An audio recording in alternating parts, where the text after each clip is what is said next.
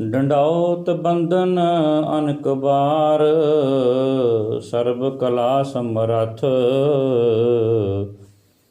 ਡੋਲਨ ਤੇ ਰਾਖੋ ਪ੍ਰਭੂ, ਨਾਨਕ ਦੇ ਕਰ ਹੱਥ। ਵਾਹਿਗੁਰੂ ਸਾਹਿਬ ਜੀ ਗਰਭ ਕਰਤ ਹੈ ਦੇਹ ਕੋ, ਬਿਨ ਸੈ ਛਿਨ ਮਹਿ ਮੀਤ। ਜੇ ਪ੍ਰਾਨੀ ਹਰ ਜਸ ਕਹਿਓ, ਨਾਨਕ ਤਿਹ ਜਗ ਜੀਤ।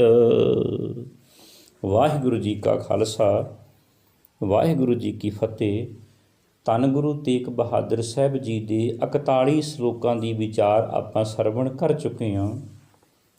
ਅੱਜ ਸ਼ਲੋਕ ਨੰਬਰ 42 ਦੀ ਵਿਚਾਰ ਕਰਾਂਗੇ। ਸਤਿਗੁਰੂ ਪਾਤਸ਼ਾਹ ਕਿਰਪਾ ਕਰਕੇ ਸਾਨੂੰ ਸਮਝਾ ਰਹੇ ਨੇ, ਗਰਭ ਕਰਤ ਹੈ ਦੇਹ ਕੋ, ਬਿਨ ਸੈ ਛਿਨਮੈ ਮੀਤ।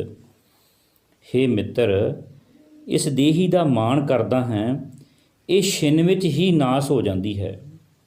ਜੇ ਪ੍ਰਾਨੀ ਹਰ ਜਸ ਕਹਿਓ, ਨਾਨਕ ਤਿਹ ਜਗ ਜੀਤ। ਧੰਨ ਗੁਰੂ ਤੇਗ ਬਹਾਦਰ ਸਾਹਿਬ ਜੀ ਆਖ ਰਹੇ ਨੇ, ਜਿਸ ਜੀਵ ਨੇ ਪਰਮਾਤਮਾ ਦੇ ਗੁਣ ਗਾਏ ਹਨ, ਉਸਨੇ ਸਮਝੋ ਸੰਸਾਰ ਨੂੰ ਜਿੱਤ ਲਿਆ ਹੈ।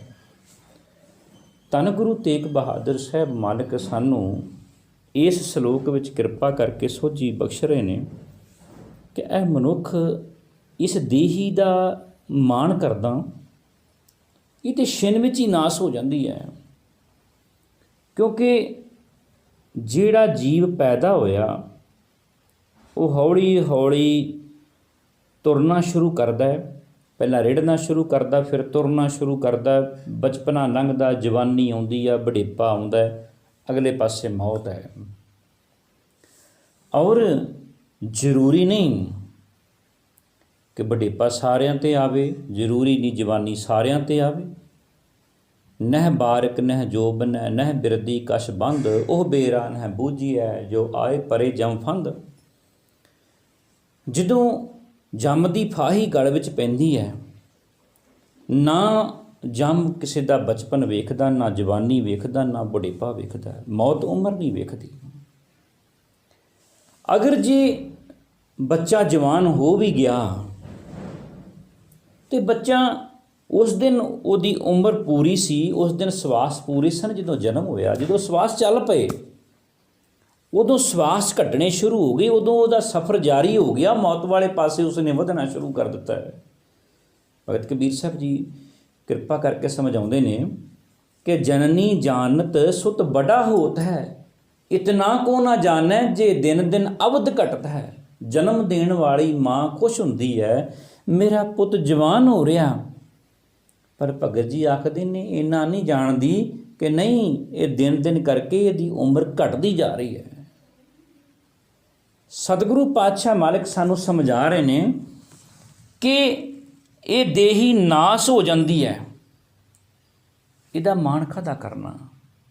ਇੱਥੇ ਕਈ ਆਏ, ਕਈ ਚਲੇ ਗਏ।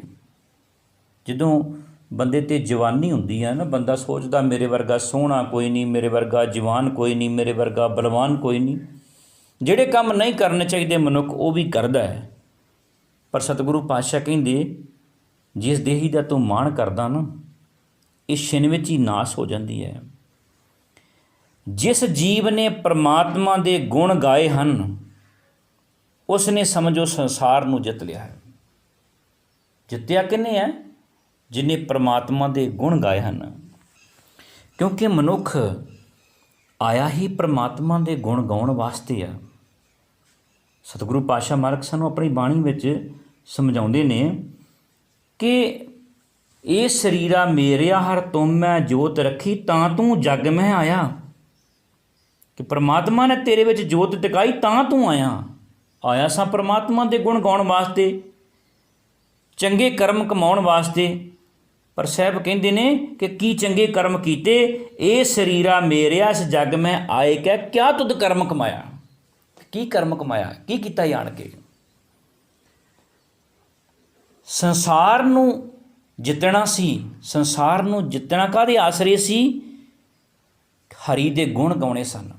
ਜੇ ਹਰੀ ਦੇ ਗੁਣ ਗਾ ਲਏ ਤੇ ਸਮਝੋ ਸੰਸਾਰ ਨੂੰ ਜਿੱਤ ਲਿਆ। ਤੇ ਹਰੀ ਦੇ ਗੁਣ ਤੇ ਗਾਏ ਨਹੀਂ। ਜਿੰਨਾ ਚਿਰ ਹਰੀ ਦੇ ਗੁਣ ਨਹੀਂ ਗਾਉਂਦਾ ਉਹਨਾਂ ਚਿਰ ਤੂੰ ਸੰਸਾਰ ਨੂੰ ਜਿੱਤ ਕੇ ਨਹੀਂ ਜਾਂਦਾ, ਉਹਨਾਂ ਚਿਰ ਤੂੰ ਬਾਜੀ ਹਾਰ ਕੇ ਜਾਂਦਾ ਹੈ। ਮਨੁੱਖਾ ਸਰੀਰ ਇਹਨੂੰ ਨਾ 84 ਲੱਖ ਜੂਨਾਂ ਵਿੱਚੋਂ ਉੱਤਮ ਮੰਨਿਆ ਜਾਂਦਾ ਹੈ। ਉੱਤਮ ਇਸ ਕਰਕੇ ਮੰਨਿਆ ਜਾਂਦਾ ਹੈ ਕਿ ਇਹਨੇ ਆਪਣੀ ਸਮਝ ਦੇ ਨਾਲ, ਆਪਣੀ ਸੋਝੀ ਦੇ ਨਾਲ ਸਾਰਿਆਂ ਨੂੰ ਆਪਣੇ ਕਾਬੂ ਵਿੱਚ ਕੀਤਾ ਹੋਇਆ ਹੈ। ਪਰ ਜਿਹੜਾ ਮਨ ਸੀ ਨਾ, ਉਹ ਕੋਈ ਵਿਰਲਾ ਮਨੁੱਖ ਹੀ ਕਾਬੂ ਕਰਦਾ ਹੈ। ਆਪਣੀ ਸੂਝ ਦੇ ਨਾਲ ਇਹਨੇ ਖਤਰਨਾਕ ਜਾਨਵਰਾਂ ਨੂੰ, ਖਤਰਨਾਕ ਜਿਹੜੇ ਸ਼ੇਰ ਵਰਗੇ ਕਈ ਮਨੁੱਖਾਂ ਦਾ ਵੀ ਜਿਹੜੇ ਕਤਲ ਕਰਦੇ ਸਨ, ਕਈ ਜਾਨਵਰ ਜਿਹੜੇ ਦੂਜਿਆਂ ਵਾਸਤੇ ਬੜੇ ਖਤਰਨਾਕ ਨੇ, ਭਾਵੇਂ ਖਤਰਨਾਕ ਸੱਪ ਹੋਵੇ ਉਹ ਵੀ ਇਹਨੇ ਕੀਲ ਕੇ, ਉਹ ਵੀ ਇਹਨੇ ਫੜ ਕੇ ਕੈਦ ਕਰ ਲਿਆ ਆਪਣੀ ਸੋਝੀ ਦੇ ਨਾਲ। ਇਹਨੇ ਸ਼ੇਰ ਨੂੰ ਵੀ ਪਿੰਜਰੇ ਵਿੱਚ ਪਾ ਲਿਆ, ਹਾਥੀ ਨੂੰ ਵੀ ਕੈਦ ਕਰ ਲਿਆ। ਸਾਰਿਆਂ ਉੱਤੇ ਇਹਦੇ ਕਬਜ਼ਾ, ਸਾਰਿਆਂ ਉੱਤੇ ਇਹਦੀ ਸਰਦਾਰੀ ਹੈ। ਜਿੰਨਾ ਬੰਦੇ ਨੇ ਵਿਕਾਸ ਕੀਤਾ ਹੈ, ਪਸ਼ੂ ਉਹਨਾਂ ਵਿਕਾਸ ਨਹੀਂ ਕਰ ਸਕਿਆ। ਖਤਰਨਾਕ ਤੋਂ ਖਤਰਨਾਕ ਜਾਨਵਰ ਵੀ ਉਹਨਾਂ ਵਿਕਾਸ ਨਹੀਂ ਕਰ ਸਕਿਆ। ਜਿੱਥੇ ਸ਼ੇਰ ਅੱਜ ਤੋਂ ਹਜ਼ਾਰਾਂ ਸਾਲ ਪਹਿਲਾਂ ਰਹਿੰਦਾ ਸੀ, ਉਵੇਂ ਹੀ ਅੱਜ ਰਹਿੰਦਾ। ਪਸ਼ੂ ਜਿਵੇਂ ਪਹਿਲਾਂ ਜੀਵਨ ਬਤੀਤ ਕਰਦਾ ਸੀ, ਉਵੇਂ ਹੀ ਅੱਜ ਕਰਦਾ। ਮਨੁੱਖ ਨੇ ਬਹੁਤ ਤਰੱਕੀ ਕੀਤੀ ਹੈ, ਪਰ ਆਪਣੀ ਜਨਮ ਦੀ ਬਾਜੀ ਹਾਰ ਜਾਂਦਾ। ਕਾਹਦਾ ਕਰਕੇ ਹਾਰ ਜਾਂਦਾ ਹੈ? ਕਿਉਂਕਿ ਆਪਣੇ ਮਨ ਨੂੰ ਨਹੀਂ ਜਿੱਤ ਸਕਿਆ। ਮਨ ਨੂੰ ਪਰਮਾਤਮਾ ਵਾਲੇ ਪਾਸੇ ਲਾਉਣਾ ਸੀ। ਮਨ ਜੀਤਾ ਜਗ ਜੀਤ। ਆਪਣੇ ਮਨ ਨੂੰ ਜਿੱਤਣਾ ਸੀ, ਮਨ ਨੂੰ ਚੰਗੇ ਪਾਸੇ ਲਾਉਣਾ ਸੀ, ਪਰਮਾਤਮਾ ਦੇ ਗੁਣ ਗਾਉਣੇ ਸਨ। ਸਤਿਗੁਰੂ ਪਾਤਸ਼ਾਹ ਮੱਲ ਕਹਿੰਦੇ, ਤੂੰ ਦੇਹੀ ਦਾ ਮਾਣ ਕਰੀ ਜਾਂਦਾ ਵਾ, ਇਹ ਤੇ ਛਿਨ ਵਿੱਚ ਨਾਸ ਹੋ ਜਾਂਦੀ ਹੈ। ਸੰਸਾਰ ਉਹ ਮਨੁੱਖ ਜਿੱਤਦਾ ਜਿਸ ਨੇ ਹਰੀ ਦੇ ਗੁਣ ਗਾਏ ਹਨ। ਧੰਨ ਗੁਰੂ ਤੇਗ ਬਹਾਦਰ ਸਾਹਿਬ ਸਾਨੂੰ ਇਹ ਸਮਝਾ ਰਹੇ ਨੇ, ਇਹ ਗਰਭ ਕਰਤ ਹੈ ਦੇਹ ਕੋ ਬਿਨਸੈ ਛਿਨ ਮੈਂ ਮੀਤ, ਜਿਹ ਪ੍ਰਾਨੀ ਹਰ ਜਸ ਕਹਿਓ ਨਾਨਕ ਤੇ ਜਗ ਜੀਤ। ਇਹ ਮਨੁੱਖ ਪਰਮਾਤਮਾ ਦੀ ਸਿਫਤ ਸਲਾਹ ਕਰ, ਪਰਮਾਤਮਾ ਦੇ ਗੁਣ ਗਾ। ਇਹ ਦੇਹੀ ਕਿਸੇ ਦੀ ਵੀ ਨਹੀਂ ਰਹੀ। ਇਹਨੇ ਜਦੋਂ ਨਾਸ ਹੋਣਾ, ਇੱਕ ਛਿਨ ਵਿੱਚ ਹੀ ਇਹ ਨਾਸ ਹੋ ਜਾਂਦੀ ਹੈ। ਪਰਮਾਤਮਾ ਸਦਾ ਰਹਿਣ ਵਾਲਾ, ਪਰਮਾਤਮਾ ਦੀ ਸਿਫਤ ਸਲਾਹ ਕਰ, ਪਰਮਾਤਮਾ ਦੇ ਗੁਣ ਗਾ, ਪਰਮਾਤਮਾ ਦੀ ਬੰਦਗੀ ਕਰ, ਫਿਰ ਸਮਝਿਆ ਜਾਵੇਗਾ ਕਿ ਤੂੰ ਸੰਸਾਰ ਨੂੰ ਜਿੱਤ ਲਿਆ। ਧੰਨ ਗੁਰੂ ਤੇਗ ਬਹਾਦਰ ਸਾਹਿਬ ਜੀ ਦੇ ਇਸ ਸਲੋਕ ਦੀ ਵਿਚਾਰ ਕਰਦਿਆਂ ਦਾਸ ਕੋਲੋਂ ਬਹੁਤ ਸਾਰੀਆਂ ਗਲਤੀਆਂ ਹੋਈਆਂ ਗਲਤੀਆਂ ਭੁੱਲਾਂ ਦੀ ਮੁਆਫੀ ਦੇ ਕੇ ਪਿਆਰ ਨਾਲ ਫਤਿਹ ਦੀ ਸਾਂਝ ਕਰਿਓ ਜੀ। ਆਖੋ ਜੀ ਵਾਹਿਗੁਰੂ ਜੀ ਕਾ ਖਾਲਸਾ, ਵਾਹਿਗੁਰੂ ਜੀ ਕੀ ਫਤਿਹ।